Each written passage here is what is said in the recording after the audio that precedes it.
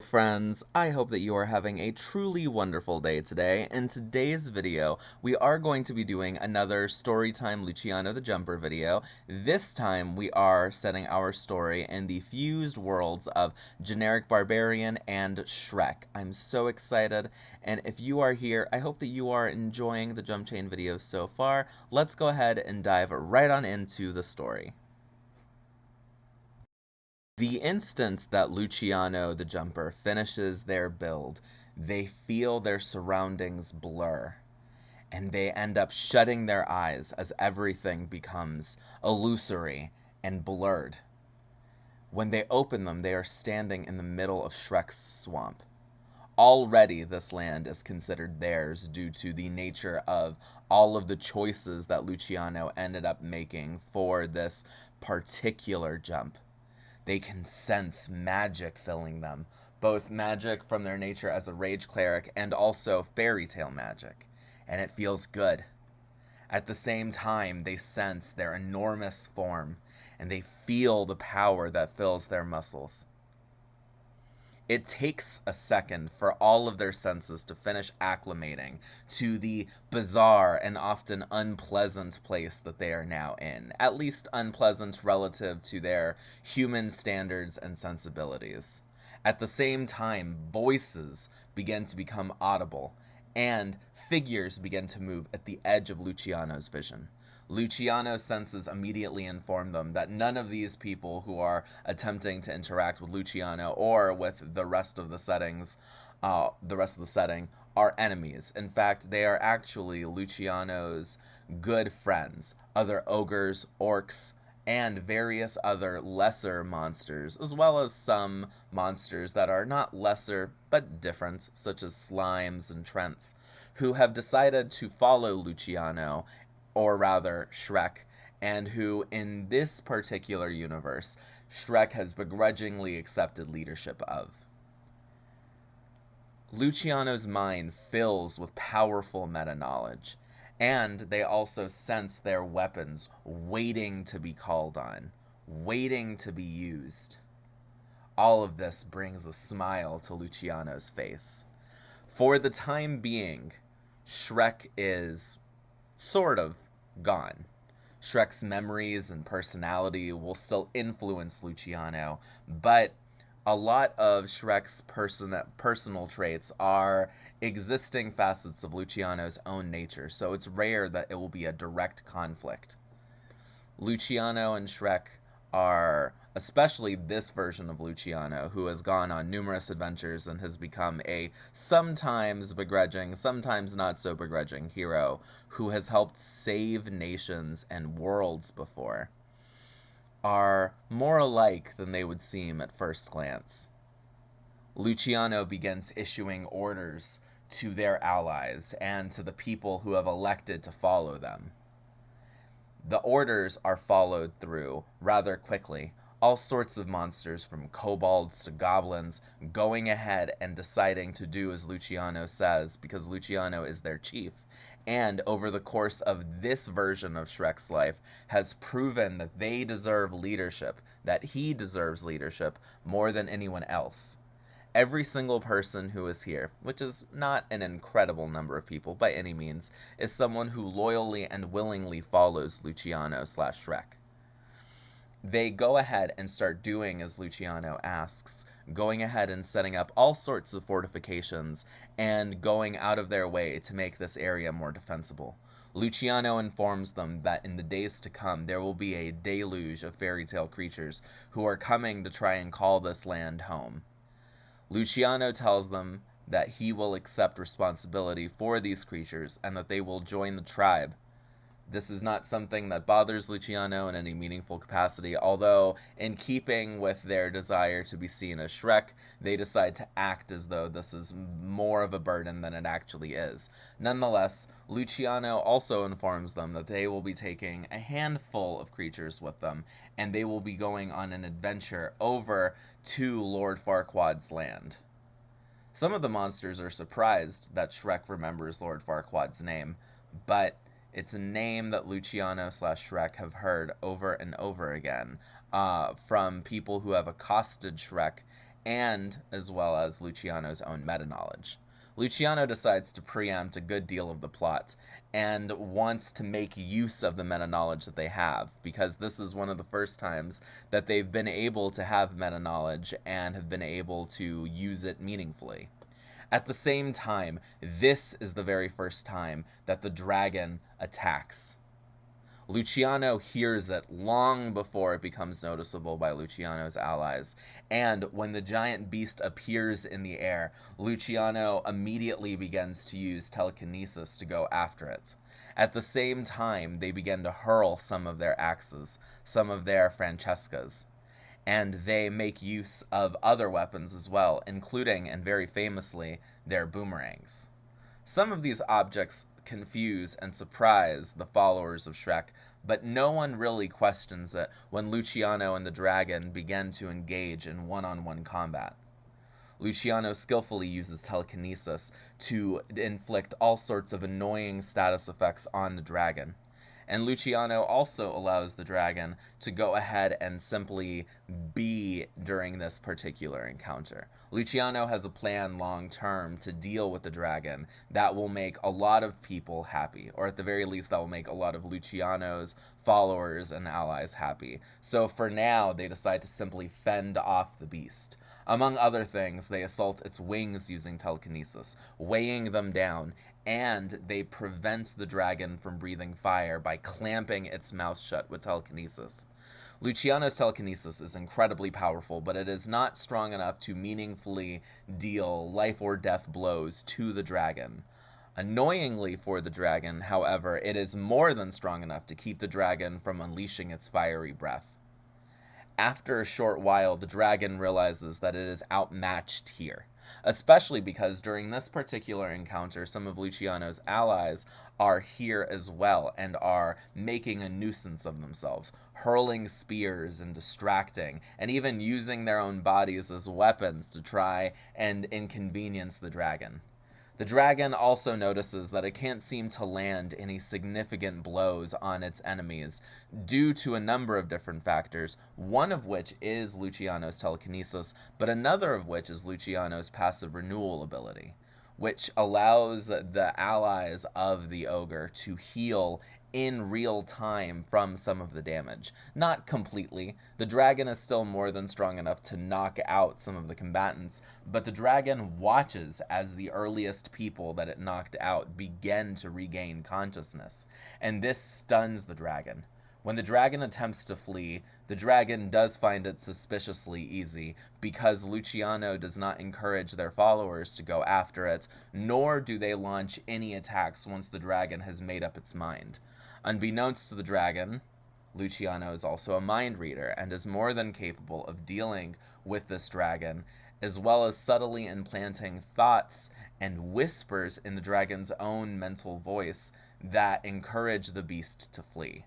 None of this is especially powerful or skillful uses of Luciano's own abilities.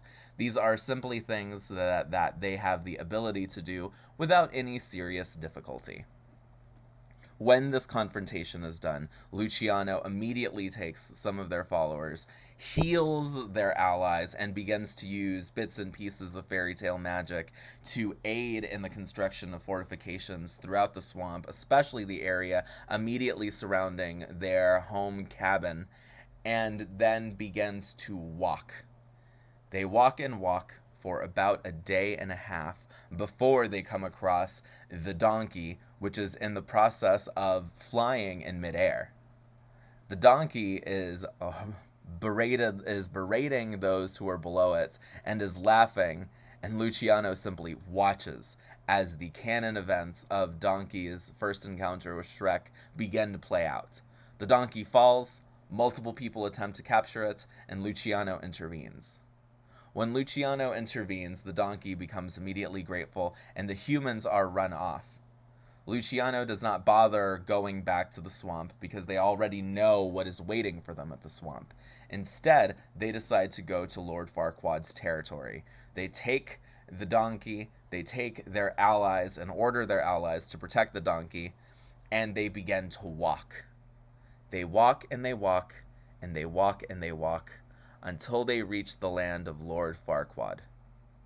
When they do, they find a tourney already underway, and this causes them to smirk.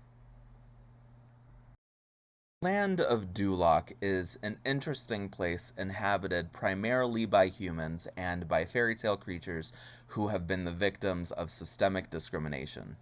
This does not please Luciano, and Luciano is more than willing to intervene actively and to make use of their newfound ability, the Right of Conquest.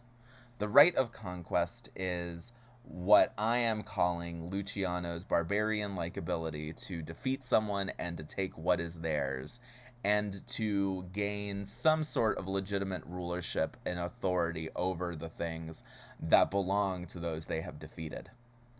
Luciano enters the tourney, and as they do, they elect not to shapeshift. They want the people of the land of Duloc to know that there is an ogre in their midst. Luciano will be making use of alt forms later on in this adventure, but for right now, Luciano is more than content to make use of two very significant forms: their ogre form and their werewolf form. They enter the tourney and they defeat everyone. When archers threaten the ogre, Luciano does not hesitate, and they use telekinesis. They use telekinesis not only to disarm the enemy, but also to go ahead and force all of the enemy onto the ground.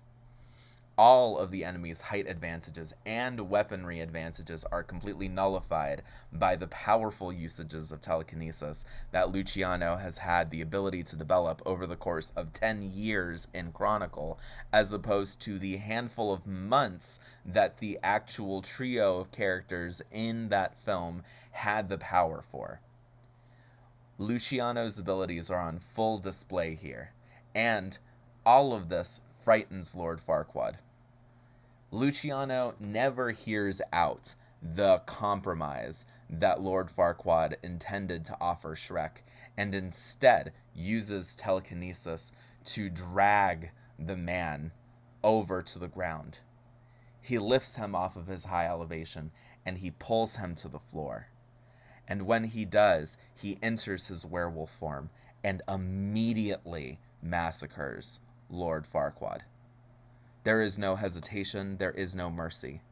Luciano is not a particularly aggressive or bloodthirsty jumper, but they are also someone who does not hesitate to end the lives of those they face in battle. It is worth noting that up until now, Luciano has made use of various perks, particularly control from Generic Fist, to keep their enemies alive and unconscious, rather than simply ending their lives, with a handful of exceptions in every jump for characters who are actually serious villains and not simply servicing evil as a means to get by. And Lord Farquaad is one of the most significant first casualties of Luciano's adventure in this particular setting. When Lord Farquaad is dealt with, Luciano feels the power of the Right of Conquest flowing through them and into the land beneath their feet. They transform into a human again, and they reveal their striking prowess and also their nature as a human being to multiple people for the first time, including the members of Luciano's tribe who have decided to accompany them on this adventure. They also say that the land of Duloc is now theirs, and they will be ruling it.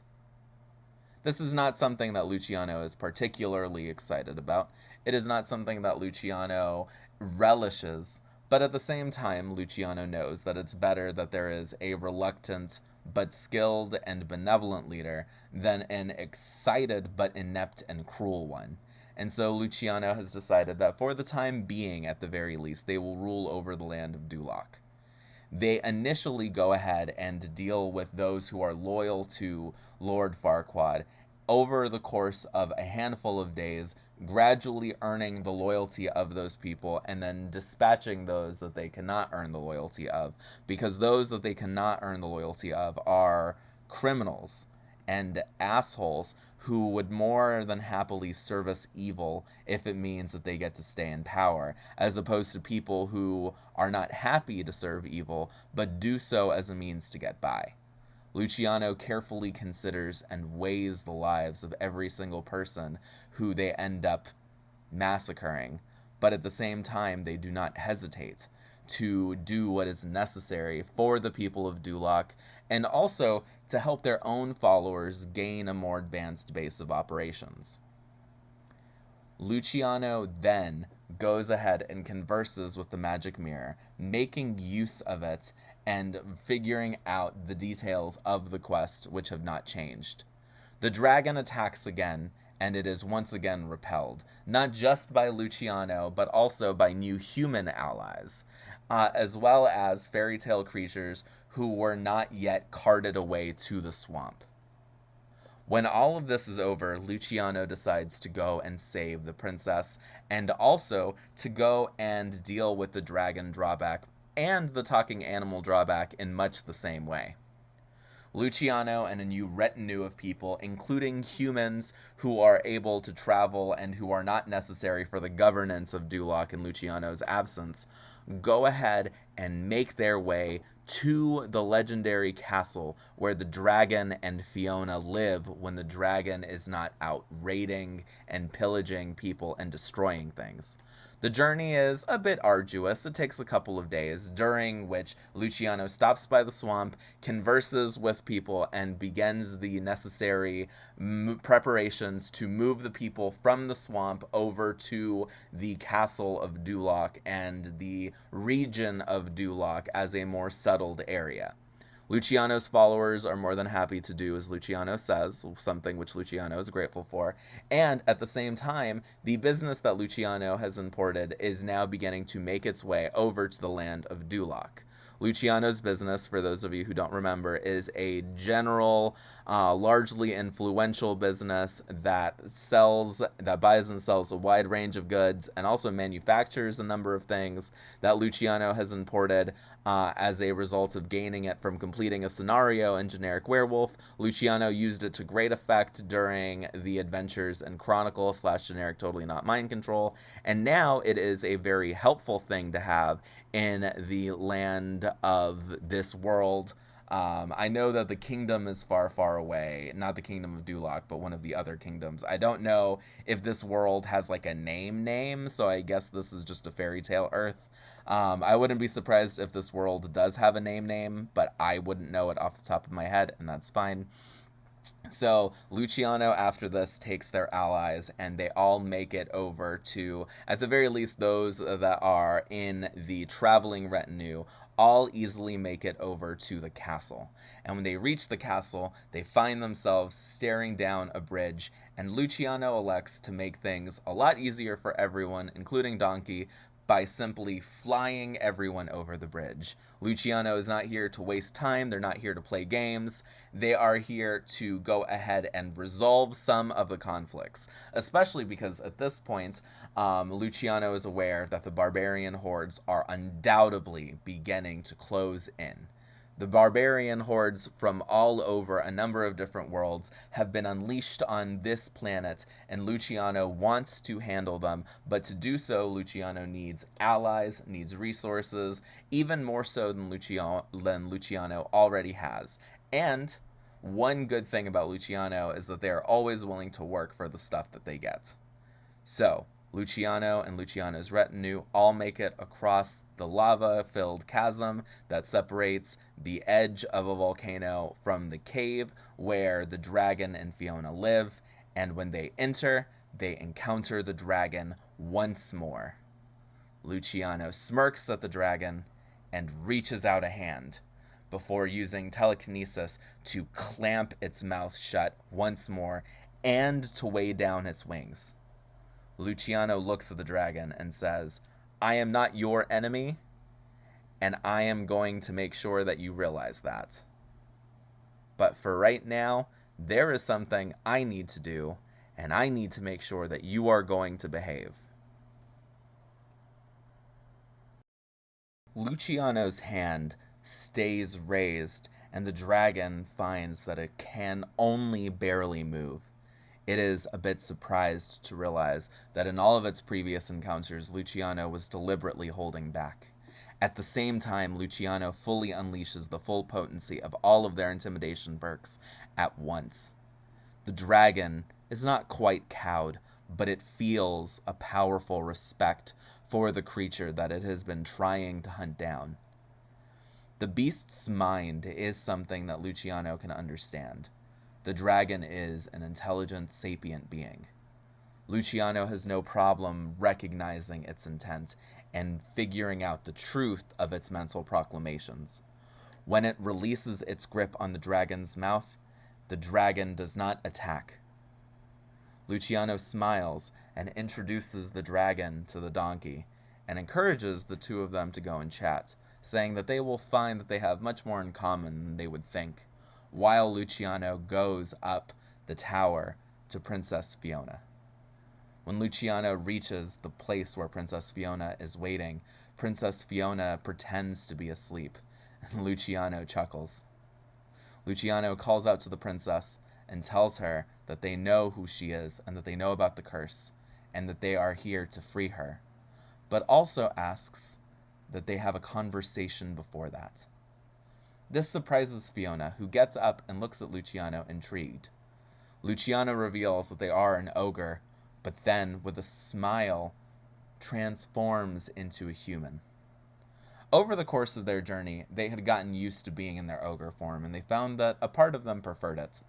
It was a nice way of broadcasting to the world that Luciano was more than just a human, and also encouraging people to have specific ideas about what Luciano would be in mind. Luciano's ability to transform into a human is something that surprises Fiona, and Luciano offers to give her back her true form. She wonders internally if this is with true love's kiss, and begins to feel something of a connection with Luciano, but Luciano simply smiles at her and tells her that what happened to her so long ago was a horrifying crime, and that she should not be a victim of it. Nor should her true form be determined by the mind and heart of her true love. That the only opinion on her true form that matters is hers. Luciano explains to Princess Fiona the nature of a jump chain, and goes out of their way to talk about the worlds that they have visited. This marks something incredibly rare. Not many people over the course of Luciano's adventure have gotten to learn about jump chains from Luciano. But Luciano thinks that this is worth doing. They believe that it is worth going out of their way to make it so that Fiona has full awareness of what has happened. Luciano also explains the plot of Prince Charming and the fairy godmother. Or rather, Charming and the fairy godmother. They go out of their way to reveal the future, which is something that they have almost never done, though to be fair, part of it is because they don't often have any useful knowledge of the future. But they explain that in another timeline, Shrek, the figure whose ogreish form Luciano has co-opted and become, is their true love. But they also explain that there are difficulties with this story and elements that Luciano does not like.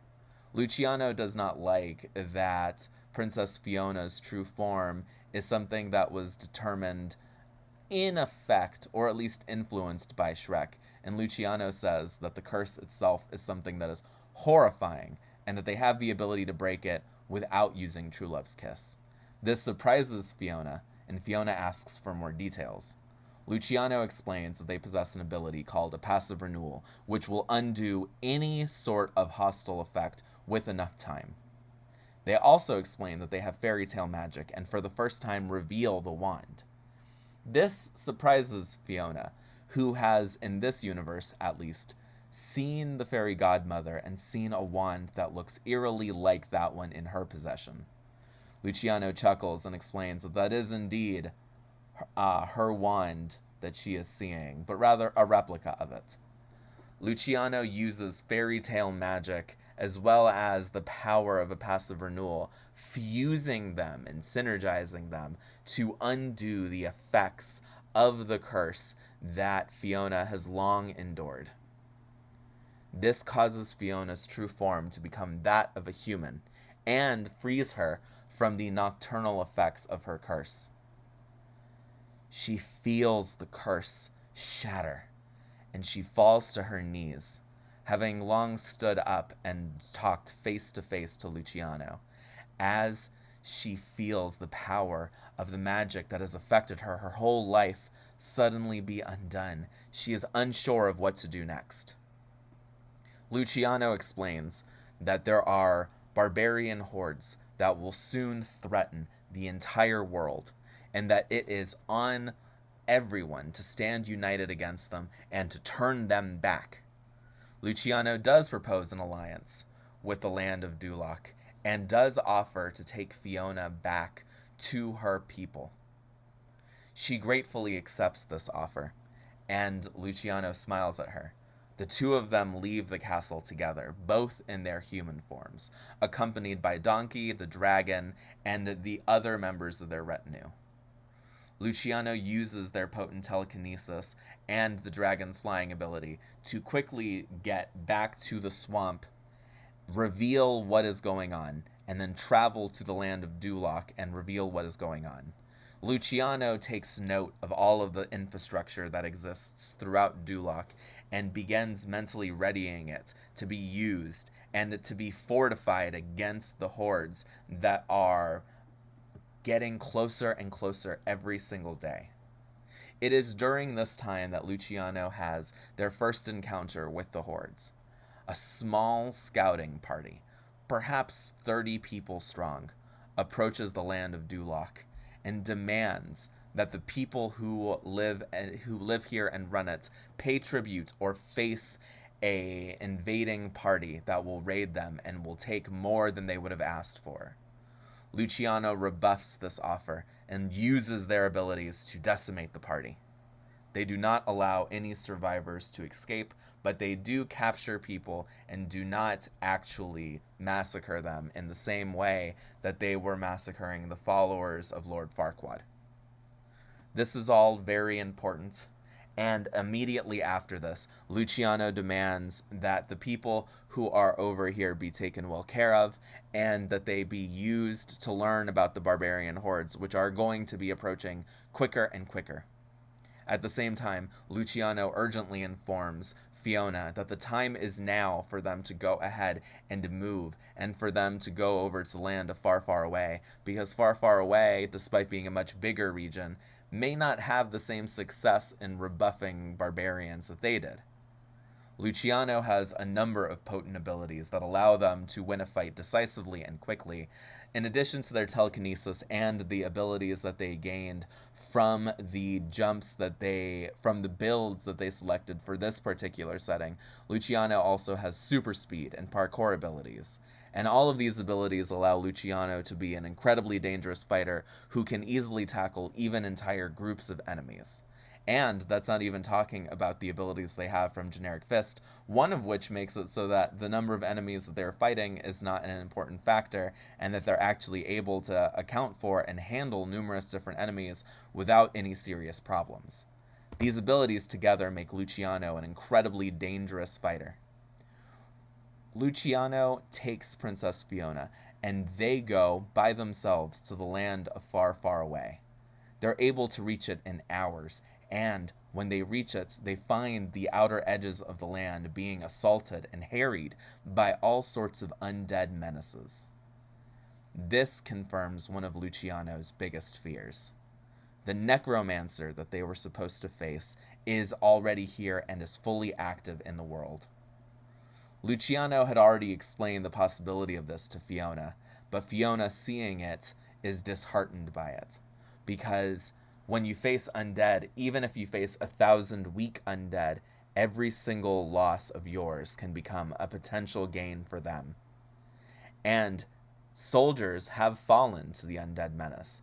The areas that are at the very outskirts of the land of Far, Far Away are suffering underneath the heel of the necromancer, who knew that Luciano would be coming here eventually. So they decided to use this area as a preparing ground for their future efforts against Luciano. They did not fully anticipate that Luciano would be here so quickly, and that Luciano would be so powerfully able to assist against their forces, because telekinesis, especially against simple undead, is an incredible ability that effectively makes even an army of undead kind of useless if the telekinetic in question is strong enough, and Luciano is definitely strong enough at this point.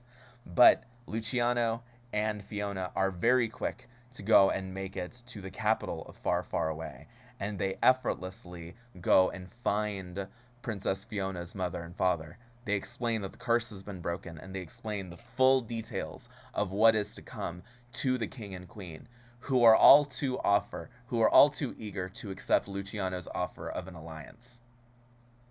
Now that such a powerful alliance has been forged, there are going to be significant changes to the main plot.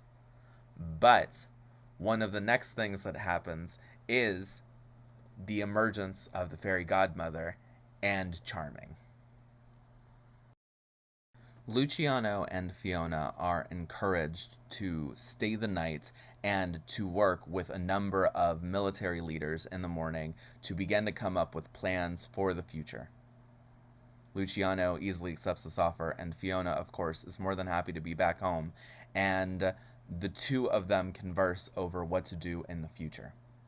They spend a long night together, not doing anything untoward, obviously. Luciano has remarkably little interest in doing anything like that with honestly anyone, so Luciano does not particularly care for anything like this. But the two of them discuss tactics, they talk about martial arts, and they work together long into the night. Luciano also begins the powerful process of teaching Fiona a variety of perks using the art of free will. It is worth noting that it is very fun that many items are beginning to reappear. This jump has already featured items such as the Fairy Tale Wand, which is a newbie, and the boomerangs, which were from generic platformer. It's very nice to see things like this.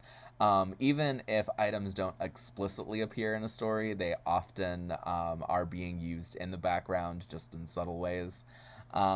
So during the next morning, Luciano and the generals of the land of Far, Far Away are quietly conversing and are working together when the fairy godmother appears and is delighted to see Fiona. She is confused by the fact that Fiona no longer has any sort of lingering semblance of the curse on her, but she decides to accept it, for now. She is a calculating opportunist, and she does not ever reveal her hand. Thankfully, Luciano already warned Fiona and the king and queen as to her true nature, and while they were hesitant to believe it, nonetheless, everyone was able to accept that Luciano's words so far have proven true in a variety of other ways. Luciano has demonstrated some of their abilities to them over the course of their initial conversation, and also went out of their way to utilize a number of their abilities even early in the morning to help illustrate that they should trust Luciano. Mere minutes into the appearance of the fairy godmother, she reveals that there is a reason that she is here. Undead have besieged one of her potion factories, and she is here in request of aid from the king. The king is hesitant to offer it, having already seen what the undead, even in their simplest forms, could do, but Luciano steps up to the plate and does not hesitate. The fairy godmother is eager to accept Luciano's offer, thinking of ways to try and dispatch them over the course of the next couple of days, and the two of them travel swiftly over to the potion factory. When they find it, Luciano is able to see countless undead besieging it and assaulting and harrying its staff, as well as trying to raid its stocks. Luciano intervenes and is able to powerfully utilize a range of their abilities on the different creatures who staff this place. At the same time, Luciano witnesses and deflects a barrage of attacks from the fairy godmother, who is subtly trying to assault and weaken Luciano, but whose telekinesis is simply too strong. In addition to their telekinesis, Luciano is also simply too fast to be assaulted in this particular way.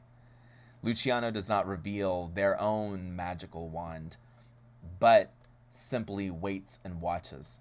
They learn what their enemy is capable of, and they witness all sorts of subtle attacks, from magical barrages that seem to be aimed at enemies to spells that seem to glitch and cause inanimate objects to go completely berserk, animating and attacking everyone, including the Potion Factory's own staff, who cry out in alarm whenever something like a table or a glass vial comes to life and begins to harass them.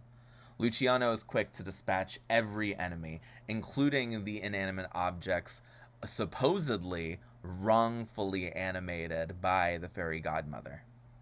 At the same time, Charming appears beside Fiona and is quick to try and take a place at her side.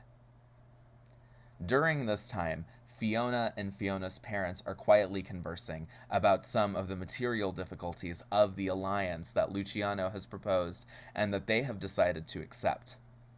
Surprisingly, a rather interesting accord is reached among them.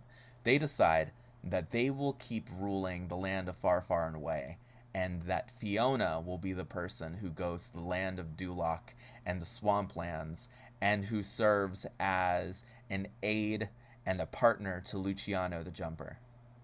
This surprises everyone, and when Luciano endures the assault and makes it back, one of the figures the most surprised by this is Luciano.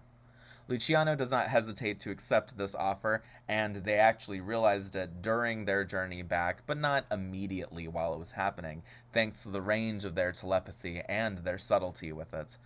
So they are quick to accept the offer, and arrangements are made for Fiona and Charming, who forces himself onto the party in a very annoying sense, deciding that it is absolutely worth taking the chance to potentially eliminate Luciano at the urging of his mother. And Fiona will all head back to Duloc, and sooner or later, efforts will be made to make it possible for someone to travel from Duloc to Far, Far Away in a couple of days. Odds are this will involve the construction of roads and facilities that will help downplay the difficulties of travel, such as resting stations and also places for people to sleep and spend the night, such as houses and inns. And obviously, a lot of this is going to result in job creation and in an economic boon, especially because the land of Duloc is surprisingly rich in resources, even though it is not especially well populated. The land of Duloc itself has actually only been modernized fairly recently in this version, which is why the town of Duloc is so small and has a population of only a few hundred people, at the very least in this version of Shrek. Luciano is quick to get to work doing the important things that come with ruling. They heal the injured people who went out of their way to risk their lives against the raiders. They reward those who proved their valor and merit in that battle, including the injured parties. And they begin the incredibly important work of connecting all of these disparate lands. It is during this time that Prince Charming decides to try and strike, but during the intervening period between Luciano and Fiona and Charming arriving in Duloc and Prince Charming striking, several weeks have passed. And during this time, Luciano has taught Fiona several of their more interesting powers, including telekinesis and a danger sense. All of this allows Fiona to effortlessly overcome and dispatch Charming all on her own, as opposed to needing anyone's help and as opposed to being drugged by him. Because of this, when the lands are connected, word of Prince Charming's being dispatched, which in this case is fatal, Fiona does not hesitate, and while she was not necessarily meaning to, she does not exactly feel remorseful that someone who planned to drug her felt the wrath of her powers and perished as a result of it. All of this obviously infuriates the fairy godmother, who decides to act the second that the lands of Duloc and Far Far Away are connected, and sends an army out to the lands of Duloc to try and conquer it, and to try and become a queen in her own right, by taking over Duloc. Obviously, this is a bad idea because during this time, Luciano's forces have had a chance to heal and they've continued their training. They've also grown closer by working together in a range of different ways, and loyalty to Luciano for the people in this area is higher than ever because Luciano is someone who works themselves. They push their own body and they're on the field. They're doing the stuff. They're not just issuing proclamations from a castle and letting other people work for them. They are active in the fields and on the field of battle, making sure that people are okay and going out of their way to protect and preserve life. Luciano's direct leadership style has inspired and instilled incredible loyalty to them and has motivated their soldiers to be the very best soldiers possible. And in addition to this, Luciano's own forces from elsewhere, including Luciano's business, have begun to become connected and have decided and have been able to work with Luciano directly, further bolstering Luciano's resources.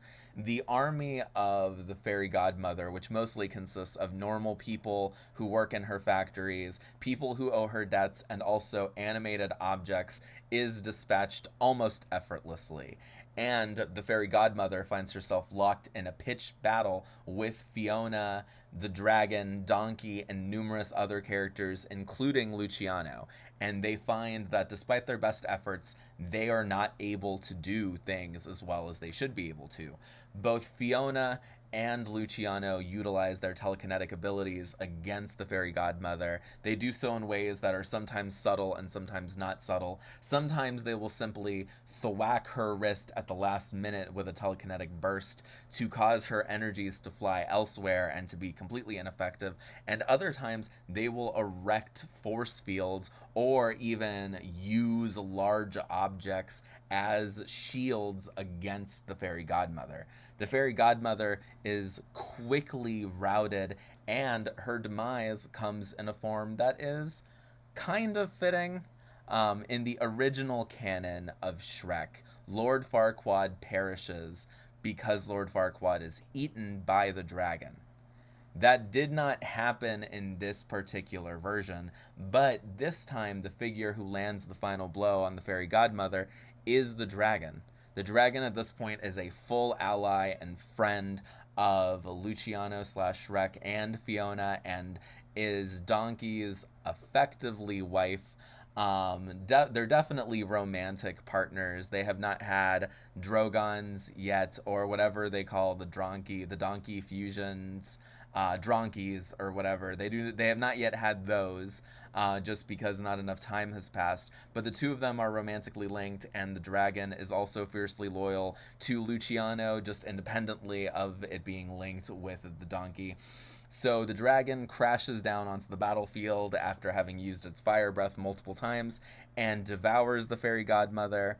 And obviously, this marks a divergence point from the main canon of Shrek.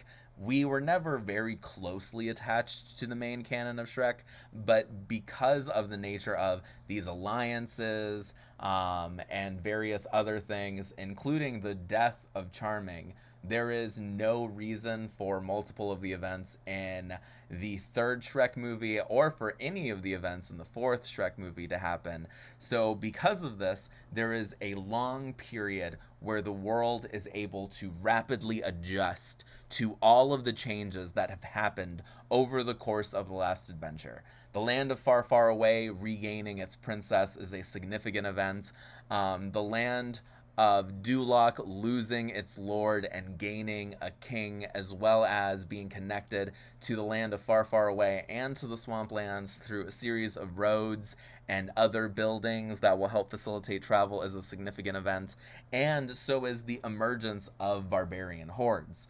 At this point, barbarian hordes have mostly been small and have been able to be largely dealt with by local forces, but now a sort of equilibrium settles, a sort of moment of tension being released settles, and some of the conflicts between the barbarians began to fade away, especially in the face of common enemies such as unified kingdoms and the undead threat, which is especially dangerous to the barbarian hordes who are nomadic and who are not as likely to settle down in a single place, at least not by default, who fall victim to the necromancer's plots. Because of this, the larger and larger hordes decide to band together and become bigger and bigger menaces.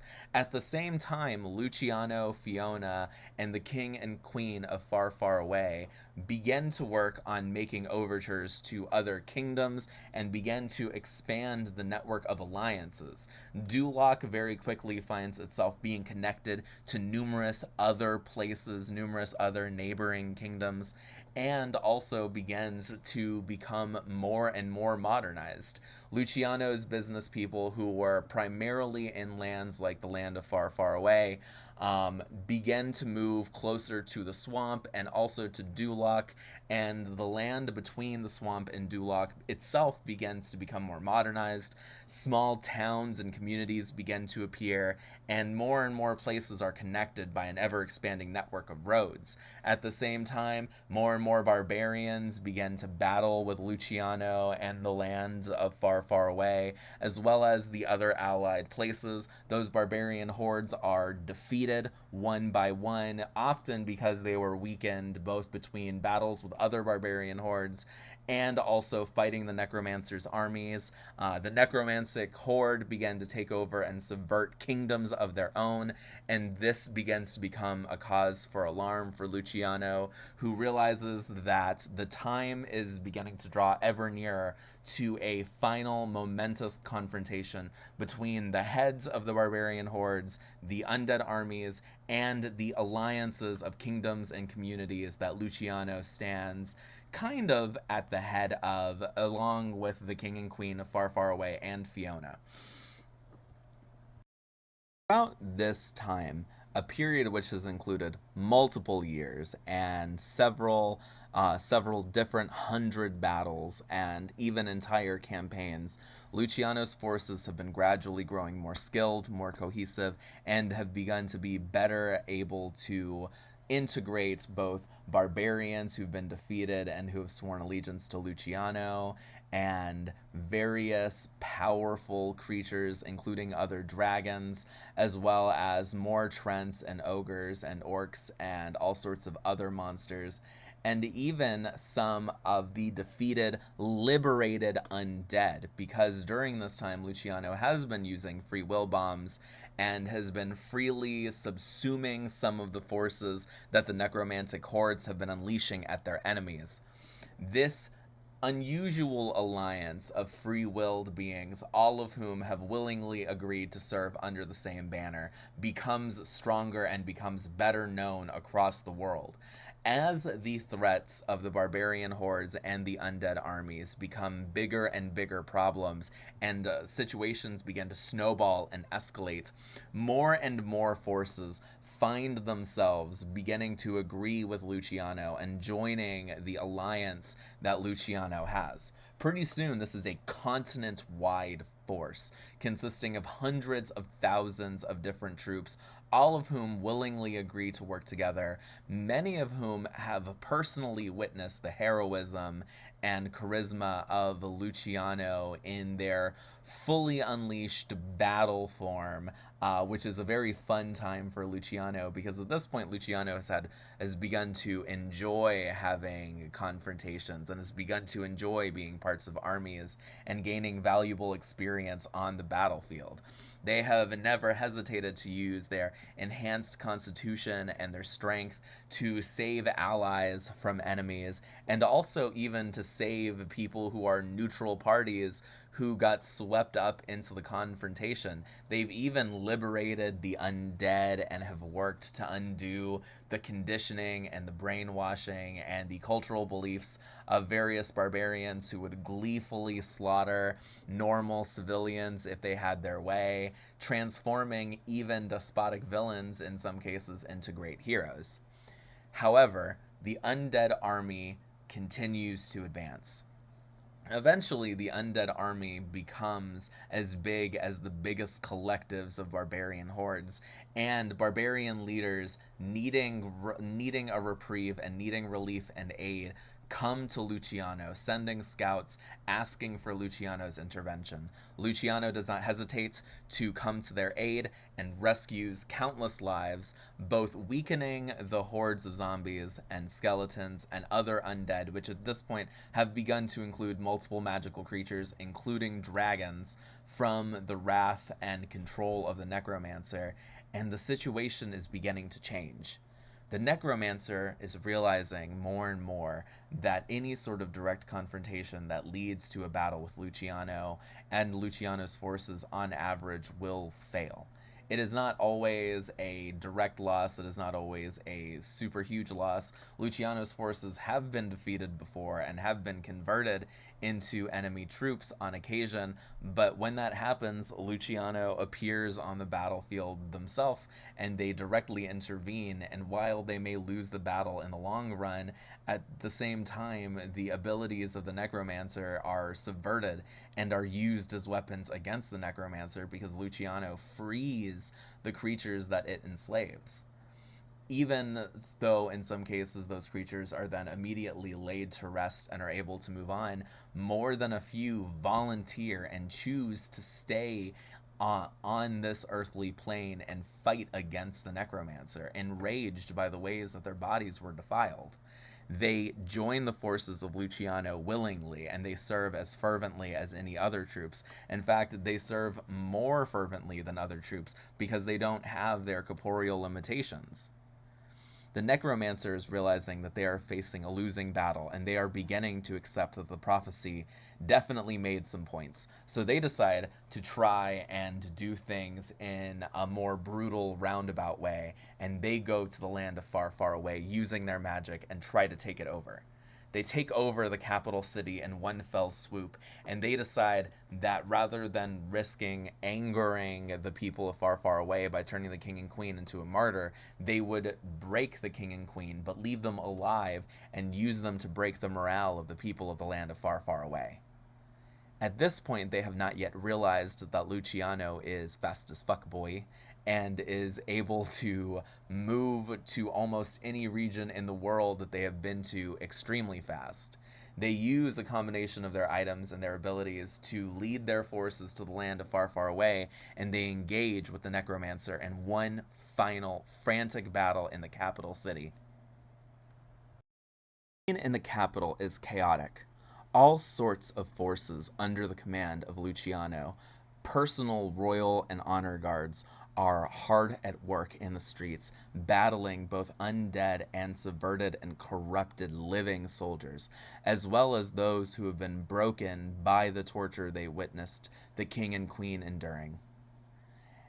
All sorts of bodies are made, whether it is friend or foe alike, in the streets, as bombs are dropped, fire breath and ice breath is unleashed, and all sorts of other abilities, including powerful telekinesis, mighty eldritch blows, and projectiles of magic, are traded between sides.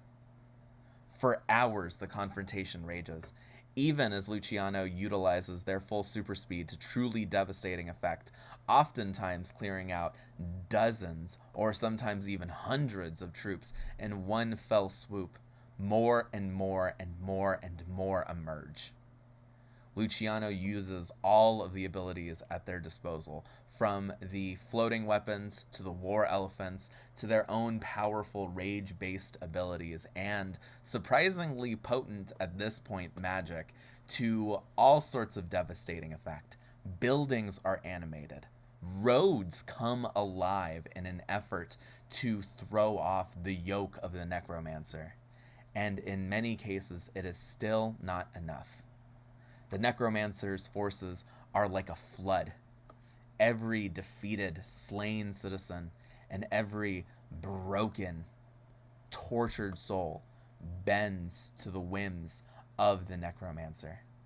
And it seems like the battle will go on forever. Luciano and Fiona eventually realize that there is no way that they are going to break through this horde unless they go and strike directly at the heart of it. They put their hands together and they unleash one titanically powerful telekinetic burst, which explodes throughout much of the city. The blow exhausts them, but it gives them a little bit of breathing room, and they are rushed to the castle.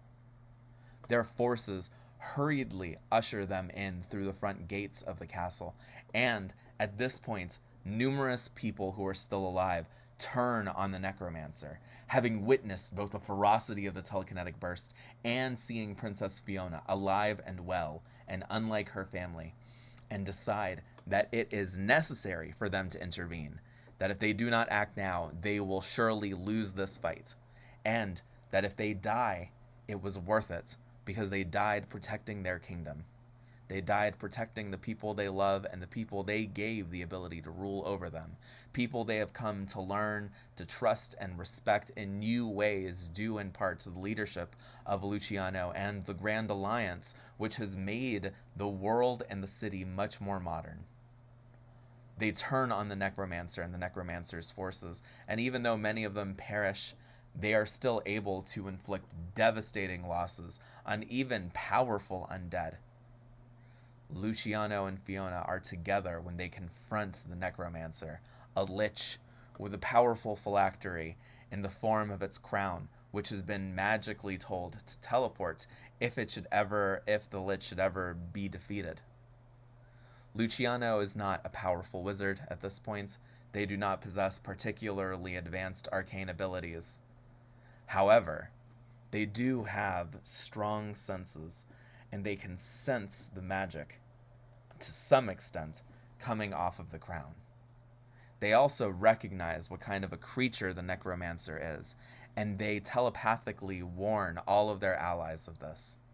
Their allies resolve to try and target the crown first, and to try and target other items on the lich's person, as well as resolve themselves to go after everything in the castle and to potentially burn it down if necessary, if they think it would prevent the lich from coming back.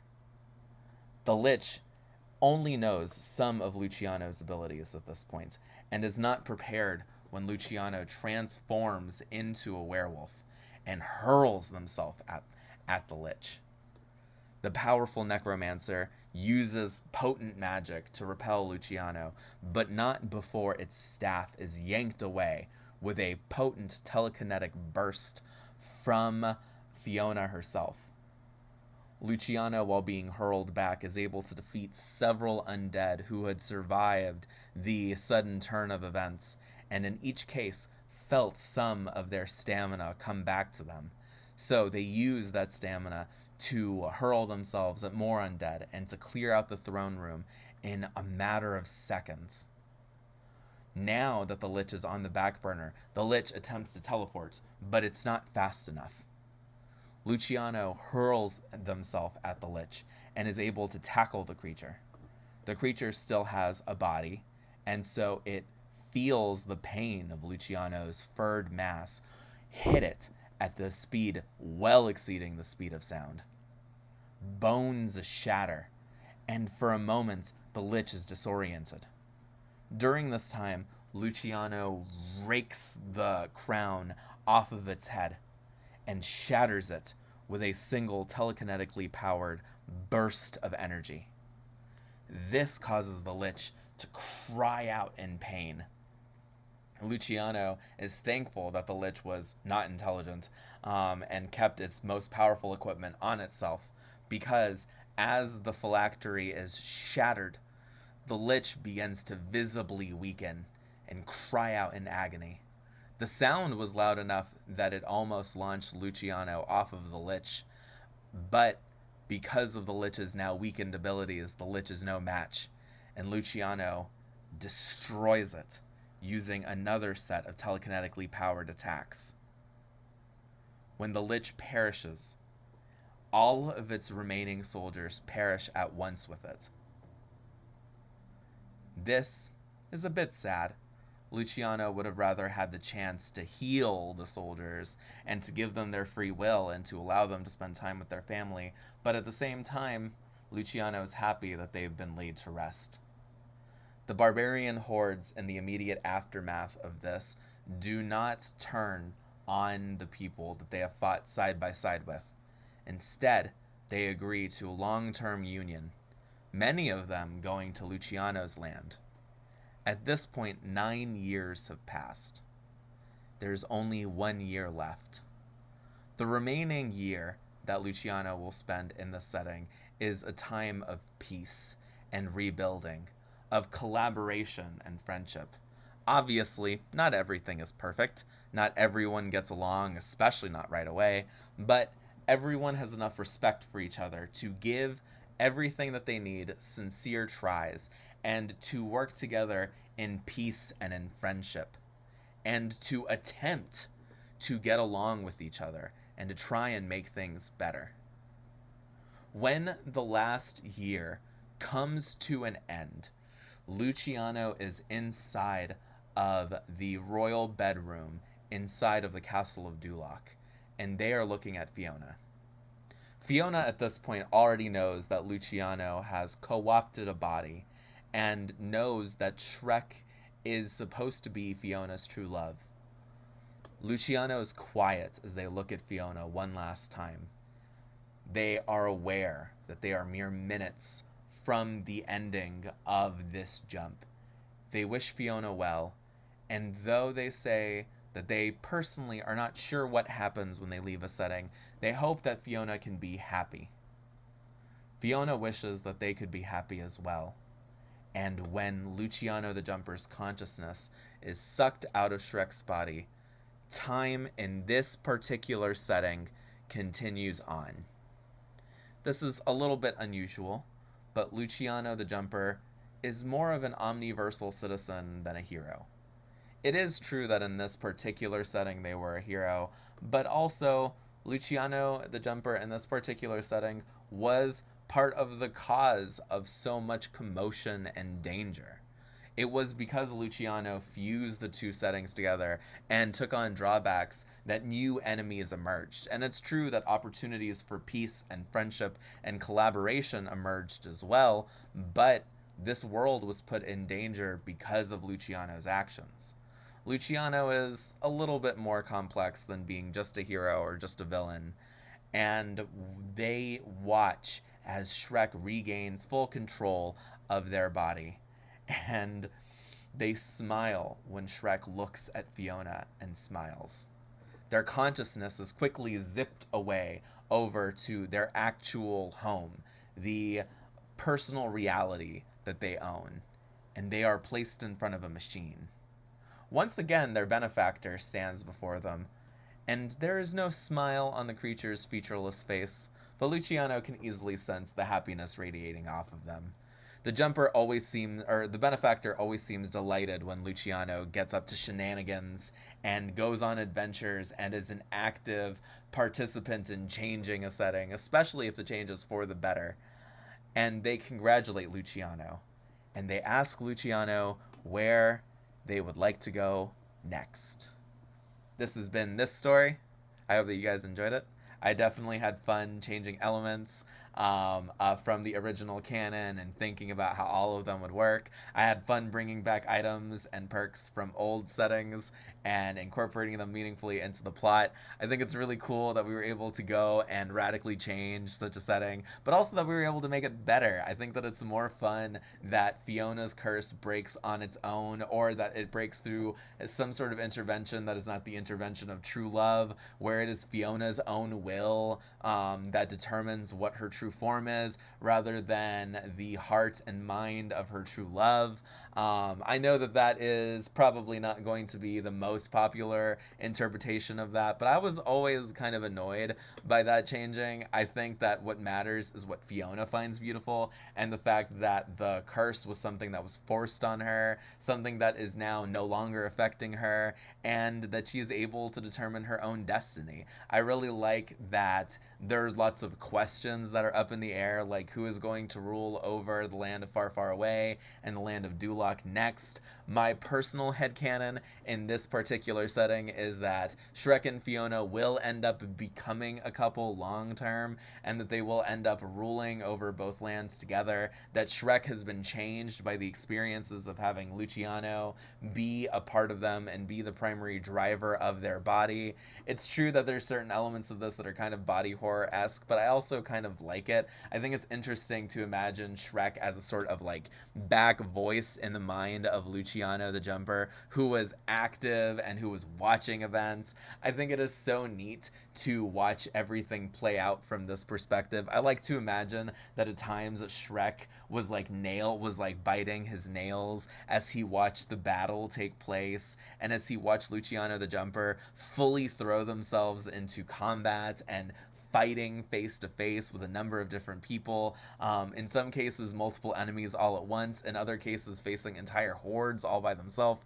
I think that this was such a neat area to be in, and for Luciano the Jumper as a baby jumper who could still be defeated, who still faces risks, to come into this setting and also to begin to gain real magical abilities and to gain a magical focus, which is going to help diversify Luciano's ability set in the future. All of this was honestly just so exciting, and I'm so happy that you all were here. I hope that you all enjoyed the story, and I cannot wait to talk to you all again in the future. I hope that you have a wonderful day.